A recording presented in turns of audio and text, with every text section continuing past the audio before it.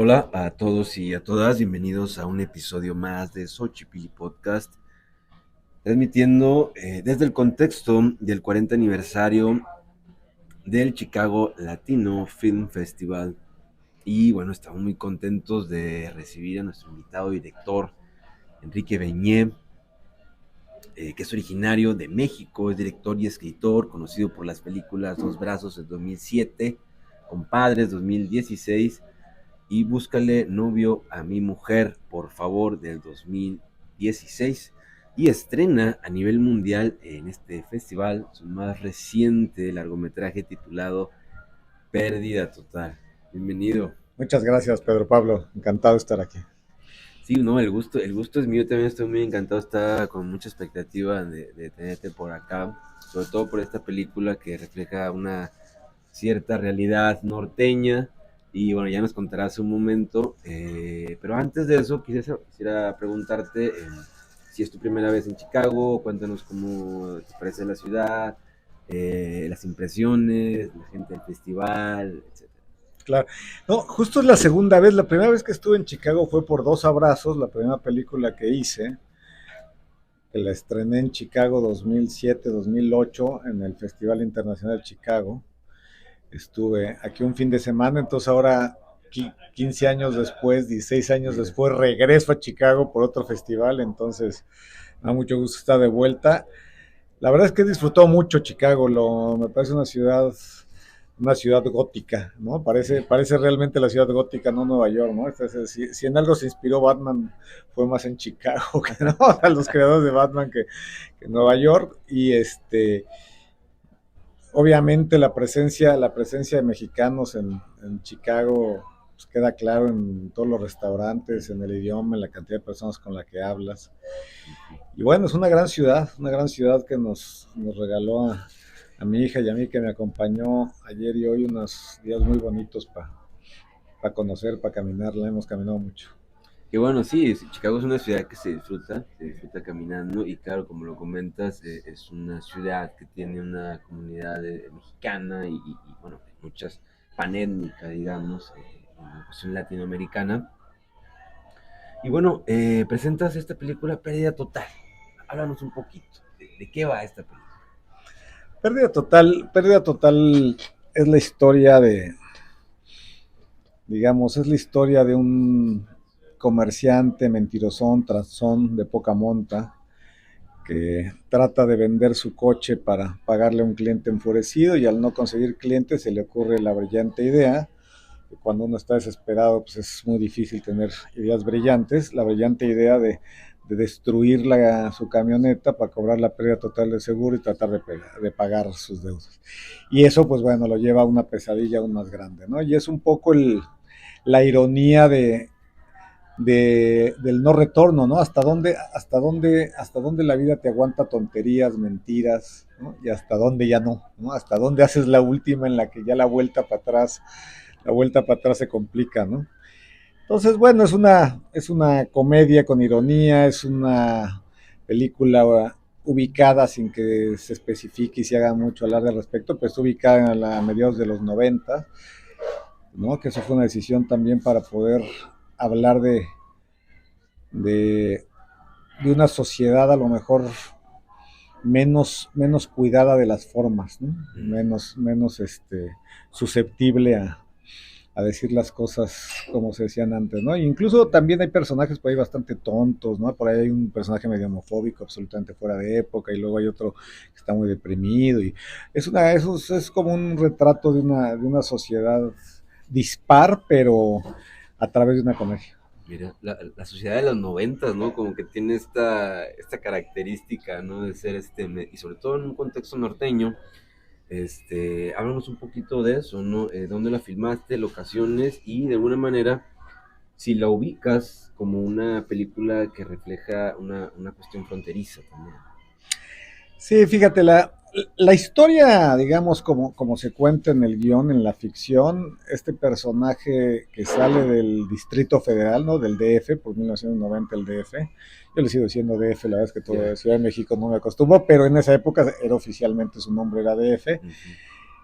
que es un colombiano nacionalizado mexicano, digamos, el personaje, en el que sea Leo Ortiz Gris, que es obviamente mexicano, pero el personaje es un colombiano que llegó muchos años atrás a México, se casó, tuvo un par de hijas, se divorció, hace sus negocios y sus tranzas y tiene que ir a Eagle Pass, en el cruce, digamos, de la frontera con Coahuila, con Piedras Negras, este, a vender la camioneta que fue donde la compró. Y ahí no la logra vender y en su regreso por Coahuila, en todo este desierto que va de Parras a Torreón por Viesca, es donde trata de destrozar la camioneta. Entonces, eso es, digamos, dentro de la ficción, ese es el entorno. Ese es el entorno, es DF, Eagle Pass, de regreso al desierto y luego Torreón. Pero en realidad, si te cuento la mentira, es que lo filmamos todo en Torreón. Hasta el DF lo filmamos en Torreón. Eagle Pass, desde luego, también lo filmamos en Torreón. Todo lo hicimos en Torreón, que fue una experiencia muy agradable. Juntamos ahí, trabajamos con gente joven. Digamos, iba el fotógrafo, el diseñador, la diseñadora de producción, el productor y yo de México, y el resto era gente de Torreón, ¿no? En ese sentido, preguntarte, ¿cómo manejaste esta cuestión del humor? La ironía, tal vez, humor negro y el elemento de la violencia, ¿no? Hay un personaje ahí ligado a grupos delictivos. Bueno. Sí, bueno, en realidad si hacemos un resumen para que quede claro, o sea, como una síntesis de la historia, sería un personaje de comedia metido en una tragedia. O sea, porque este personaje que es transón, mentirosón, que cuando después de que le sale mal su accidente, ¿no? Se promete a él mismo y a Dios no volver a decir mentiras y querer empezar una nueva vida y es demasiado tarde, ¿no? Porque van a llevárselo de regreso a Torreón, porque encuentran un cadáver en la camioneta que él abandonó y que a partir de ahí todo se vuelve un teléfono descompuesto.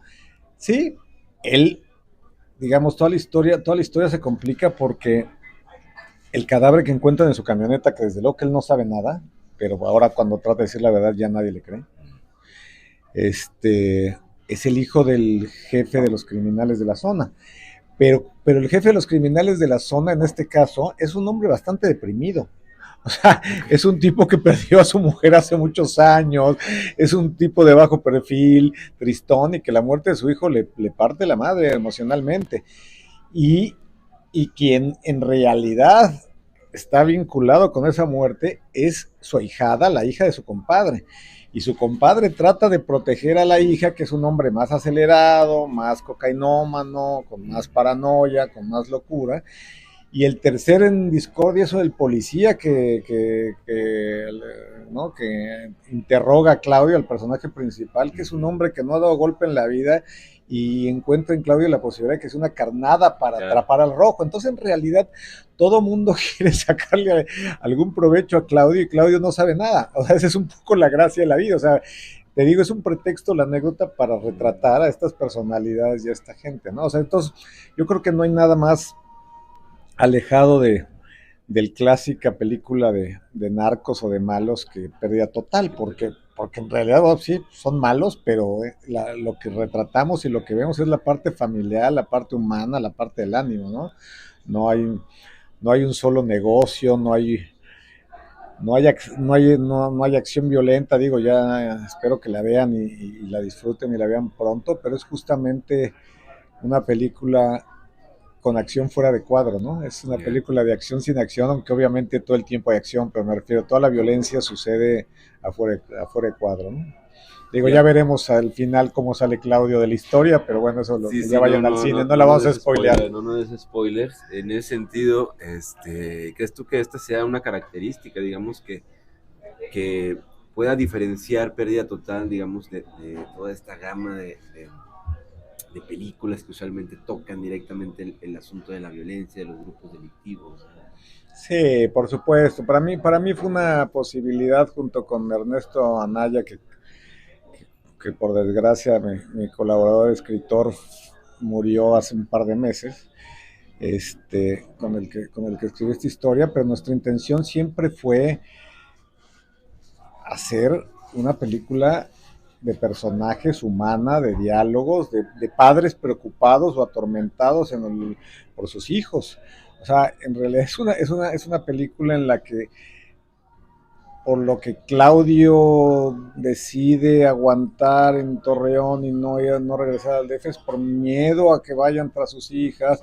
El Rojo quiere saber quién mató a su hijo, el Coyote quiere cubrir a su hija.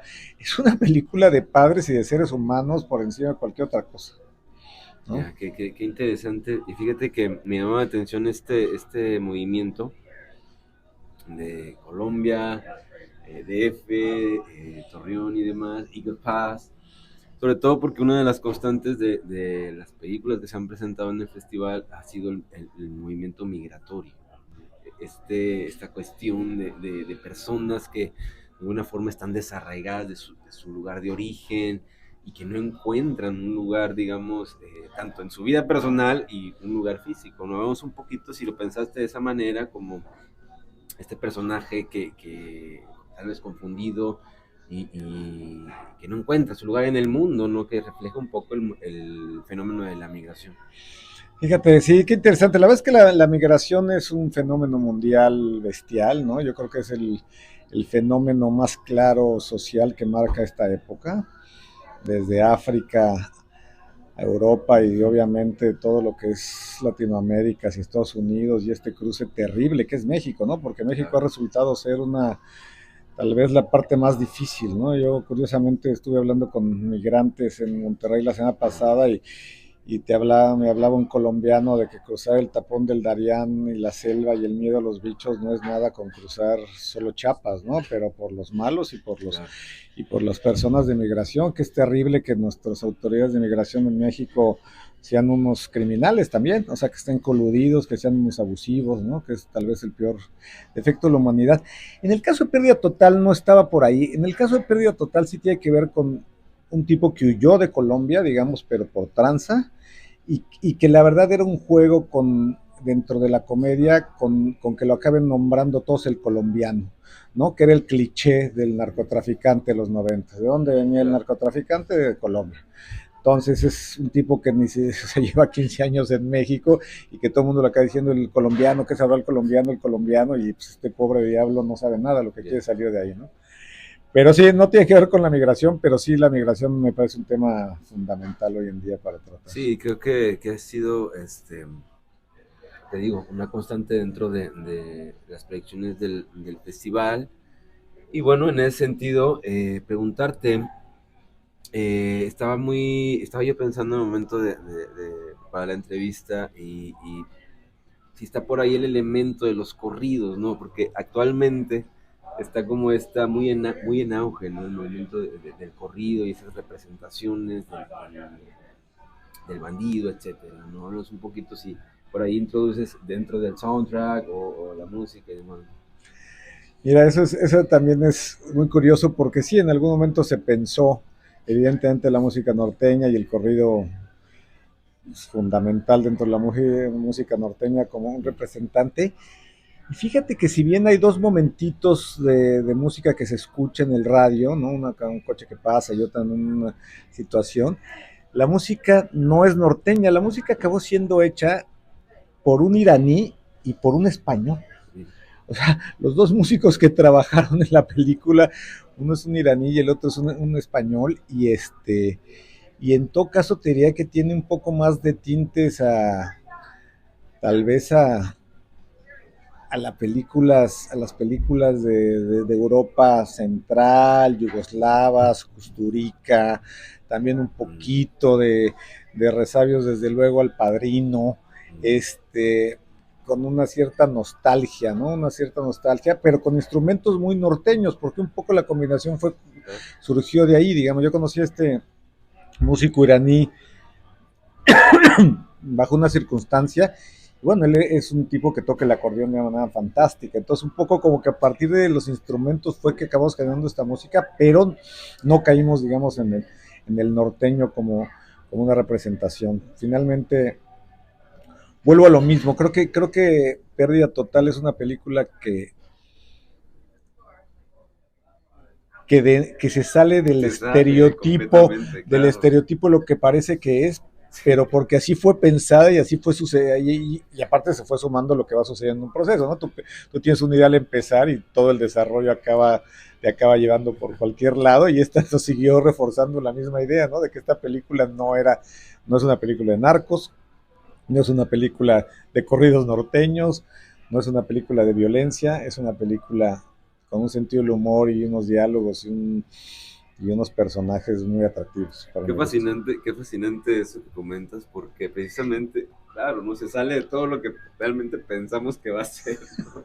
Sí, sí, sí. Y en ese sentido, preguntarte, por ahí tienes a Joaquín Cosío dentro del elenco, hablamos un poquito cómo trabajaste con la parte actoral, ¿no? La verdad es que creo que las principales virtudes que tiene esta película son el elenco, ¿no? Todos los 7, 8 personajes, hombres y mujeres que están en esa película, están muy bien.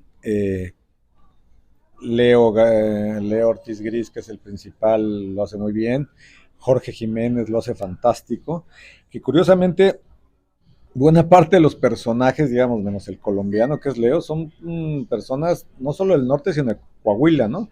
Jorge Jiménez es de Zaragoza, más del lado de Piedras Negras, pero está Cotzifakis, que es de Torreón, está este Rocco Oviedo, que también es de ahí, luego otro por ahí, Paulo Galindo, que es de Sonora, y desde luego Joaquín Cosío, que es de Ciudad Juárez, aunque digo que ellos no sean de Coahuila, pero esto es este elenco del norte. Joaquín Cosío es un agasajo, la verdad es que es un tipo muy agradable, un profesional, un tipo muy divertido, pero todos, Calva, Enrique Arreola, que están muy bien, las mujeres, Tato Alexander y Ana Sofía Gatica, la verdad es que lo hacen bien, y los actores de ahí de Torreón, los actores, digamos, de las partes más pequeñas, las segundas partes, terceras partes, como se le llaman en el argot del cine, digamos, en la clasificación de actores, que es personas locales de Torreón, lo hacen realmente bien. Yo creo que es tal vez lo vuelvo a decir, de las características principales de esta película es que todos los actores están en su lugar, ¿no? Yo tal vez es la primera película, digo, no he hecho muchas, he hecho 4, pero es tal vez la primera película que hago en mi vida en la que no hay ninguna escena en la que yo diga, ¡ay! Se me salieron de tono, se fueron, ¡ay! Esta escena mejor ya que pase rápido porque no me quedó bien. Yo creo que esta película logra mantener un tono actoral y de escenas bastante efectivo. Ya quiero verla realmente por todo lo que nos comentas. Y por ahí, en una de las entrevistas que estaba revisando antes de estar aquí, mencionabas un detalle muy interesante que me gustaría que lo compartieras acá, que ya tiene que ver más con la cuestión de la realización de la película y de cómo fue este proceso para poder hacerla. No mencionabas una cuestión, a ver, para conseguir los estímulos, existe una ley en México acerca de los impuestos y demás. Háblanos un poquito de eso, porque me parece a mí muy interesante, ¿no? Sobre todo porque ubicado en Torreón, que digo, no se caracteriza realmente por tener una industria cinematográfica, digamos, muy grande, ¿no? Sí, México hay un estímulo al cine que lleva ya varios años funcionando y que creo que en ese sentido incluso lo han ido mejorando, o sea, lo han ido eficientando, que es el famoso Eficine, que, que vive de la contribución. En realidad es un dinero del Estado, porque los empresarios no es que sea deducible de impuestos, sino que los empresarios, en lugar de pagar su ISR al gobierno, lo pueden destinar a una película. Entonces, en realidad es un fondo que el gobierno da para el cine mexicano, y lo que sí hace es, bueno, es como un premio a los empresarios que estén en orden con sus impuestos, que estén bien, porque entonces en lugar de pagarle, como dije, su ISR al gobierno, lo destinan a una película. Y a esa película que le destinan, pues si ellos deciden, pueden pedirle a los productores pues un product placement o digo cierta imagen de su marca o que estén en los créditos o función especial para los empleados de la empresa. Este es un fondo de 650 millones de pesos anuales que se divide en dos ventanas y que también trata de estimular las filmaciones fuera del Distrito Federal. Digamos, tú a la hora de someter tu proyecto tienes que recibir una calificación aprobatoria y de hecho los, digamos, aprobatorios a partir de 80 puntos sobre 100, pero en realidad los que acaban recibiendo el estímulo tienen que estar arriba de 90 porque, digamos, para que te des una idea, esta última ventana del Eficine pasaron 150 películas y se van a quedar realmente 25 o 30. O sea, las calificaciones más altas son las que se quedan con ese estímulo y te premian si el director es mujer, si es directora, te premian si el director o directora es de una minoría y te premian si más del 80% de la película se rueda y se produce fuera del Distrito Federal, del área metropolitana. Esas son como las tres cosas. Entonces, Torreón, en ese sentido, bueno, pues sí recibe los 5 puntos extras por estar fuera de México. Y la coincidencia ahí fue un productor, Pato Zafa, que es el productor de la película, que es un director que hizo una película muy bonita que se llama Jeremías hace varios años, que él es de Torreón y que él ha tratado de generar a través de los videos musicales y de las cosas que hace una cierta comunidad y un grupo, ¿no? En los que los ha ido ahí formando para poder trabajar, que son con los que yo trabajé, ¿no? Mira qué interesantes datos, ¿no? Me parece que... Y por ejemplo, al año, ¿cuántas películas salen de ahí aproximadamente? Pues mira, si son 650 millones, lo máximo que pueden pedir son 20, pero en general siempre en promedio acaban saliendo pues, 40 películas entre ficción y documentales, ¿no? Hay también una parte del dinero que se va, por ejemplo, para distribución, o sea, tú ya puedes haber terminado tu película y puedes volver a aplicar, claro, ahí el tope son 2 millones de pesos, no son 20, ¿no? Es 20 para producción, 2 millones de pesos para distribución. Mira, pues qué interesante dato que nos traes aquí. Sobre todo es interesante ver estos movimientos, ¿no? Que, por ejemplo, en Latinoamérica, digamos ya los países del cono sur a veces no están así, ¿no? Me parece que México en ese sentido, como lo comentas, ha ido eficientándose un poquito más en esta cuestión, ¿no? Y bien, mira, quisiera proponerte una dinámica, una especie de juego en donde yo te voy a nombrar dos directores, tú eliges uno y vamos descartando así, a ver quién, de alguna manera, quién queda en tu top, ¿no? Ok. Ok, empezamos. El primero, Akira Kurosawa o Steven Spielberg. Kurosawa. Kurosawa o George Lucas. Kurosawa. Kurosawa o Coppola.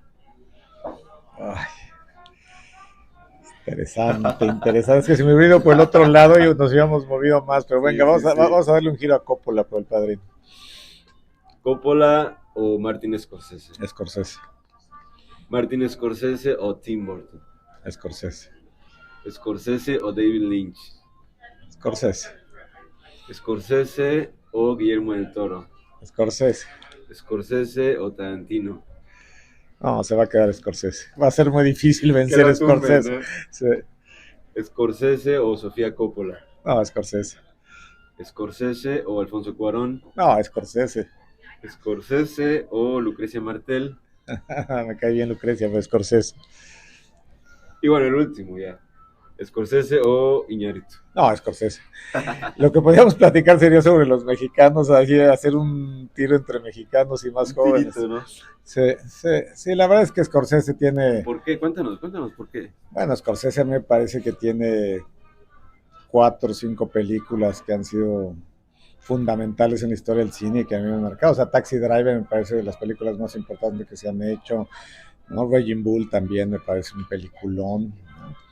Goodfellows me parece una película también muy importante, ¿no? Actoralmente, en la propuesta, en las cosas que ha hecho, ¿no? Claro, obviamente es que Scorsese ha venido a menos y a mí me parece que ha hasta neciado un poquito, ¿no? O sea, ya The Irishman me parece que es medio un desacierto todo lo que hizo con tratar de rejuvenecer a estos actores, y la última película tiene cosas buenas, tiene los personajes, o sea, el planteamiento me parece muy interesante de la historia, ¿no? Esta historia donde las mujeres son un poco las dueñas del balón y ellas son las que escogen a sus parejas, aunque sepan que las estén buscando para quedarse con su dinero, que sean las que deciden, y este alcoholismo de las mujeres y toda esta destrucción de la sociedad. Me parece interesante el planteamiento.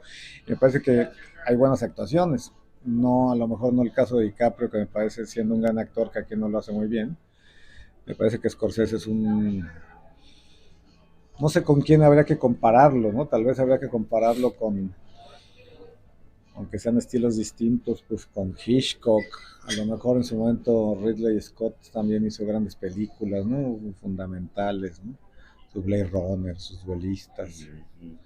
Tarantino me parece un hombre también muy talentoso, me parece un director con cosas brillantes, me parece con destello. Yo creo que si habláramos de escenas aisladas, yo creo que tal vez las mejores escenas logradas del cine en cuanto a diálogos, actores y muchas puestas en escena, Tarantino tiene de las mejores, ¿no? Me parece disparejo en su cine, pero me parece que tiene unos momentos de lucidez y brillantez. Ya. Sí, Increíbles. hace un momento hablábamos también, comentábamos acerca de Tarantino, ¿no? Que entra dentro